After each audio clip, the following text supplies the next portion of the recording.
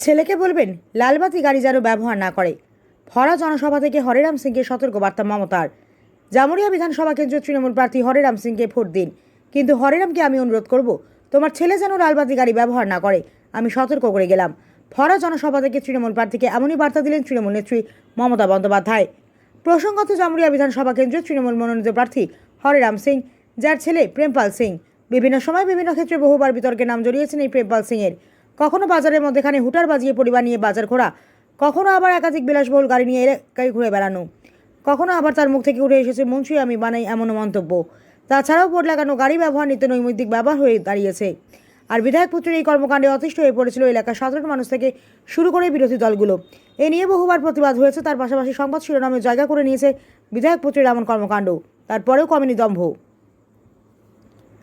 তাই এবার রানীগঞ্জ বিধানসভা কেন্দ্রের মনোনীত প্রার্থী কালুবরণ মণ্ডলের সমর্থনে খানজা মাঠের ভরা জনসভা থেকে সরাসরি তৃণমূল সুপ্রিমো মমতা বন্দ্যোপাধ্যায় তৃণমূল প্রার্থী হরিরাম সিংকে সতর্কবার্তা দিয়ে গেলেন, ছেলে যেন লালবাতি গাড়িতে আর না ঘোরে। ভরা জনসভা থেকে মুখ্যমন্ত্রীর এই মন্তব্যে সেই সময় কিছুটা হলেও চোখে মুখে ইতস্ততার ছাপ লক্ষ্য করা যায় হরিরাম সিংয়ের। পরে বিষয়টি নিয়ে সাংবাদিকরা হরিরামকে প্রশ্ন করলে কোনো রকম কোনো সদুত্তর দেননি তিনি। তবে তার ছেলে প্রেমপাল সিং জানায়, দিদিকে আমি মায়ের মতো শ্রদ্ধা করি। দিদি যা আদেশ দিয়েছেন সেটা আমি মেনে চলবো। আগামী দিনে কোনো বোর্ড লাগানো বা লাল নীল বাতি গাড়ি নিয়ে ঘুরব না। এবার আমি বলবো আমার প্রার্থী অভিজিৎ ঘটক কুলটি, ওকে জোড়াফুল চিহ্নে ভোট দিন। হরিরাম ভোট দেবে, কিন্তু আমি হরিরামকে একটা রিকোয়েস্ট করব, তোমার ছেলেকে বলো লাল লাইটের গাড়ি যেন ইউজ না করে। আমি এখন থেকে সতর্ক করলাম। ভোট দেবে, কিন্তু আমি হরিরামকে একটা রিকোয়েস্ট করব, তোমার ছেলেকে বলো লাল লাইটের গাড়ি যেন ইউজ না করে। আমি এখন থেকে সতর্ক করলাম। আমি অনেকবার চিঠি দিয়েছি, বেনামি খাদান থেকে বিজেপি টাকা ইনকাম করে আর তৃণমূলকে চোর বলে। যত দোষ নন্দ ঘোষ, তৃণমূলের নামে দিয়ে দোষ, সাধু সেজেছেন বিজেপি বোস।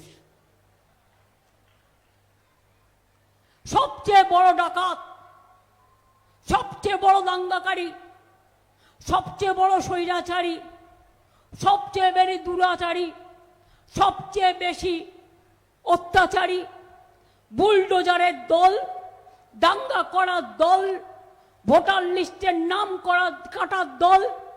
অধিকার আছে এতদিন বাংলায় থেকে আপনাকে প্রমাণ দিতে হবে লাইনে দাঁড়িয়ে আপনি এদেশের নাগরিক কিনা।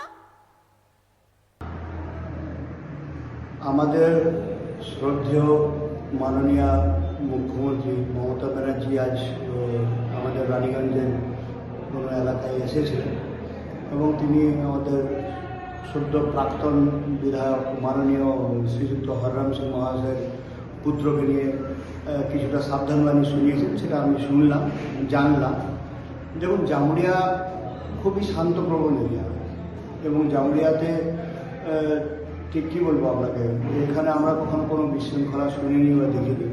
তো আজ যখন মুখ্যমন্ত্রী কথাটা বলছেন, তার মানে আমরা বা জামুরিয়া বিধানসভার সমস্ত জনগণ যে দাবি করছিল উনি প্রচুর গাড়ি নিয়ে ঘুরে বেড়াচ্ছেন, নীলবাতি নিয়ে ঘুরে বেড়াচ্ছেন, তো সেক্ষেত্রে আমার মনে হয় মাননীয় আমাদের দাবিকে মান্যতা দিলেন যে আমরা এতদিন ধরে যেটা ডিমান্ড করছিলাম, বলছিলাম আমাদের যে এটা বিধায়ক যদি হতেন তাহলে ঠিক আছে, কিন্তু বিধায়কের পুত্র এটা করাটা আমি জানি না কতটা সমীচীন।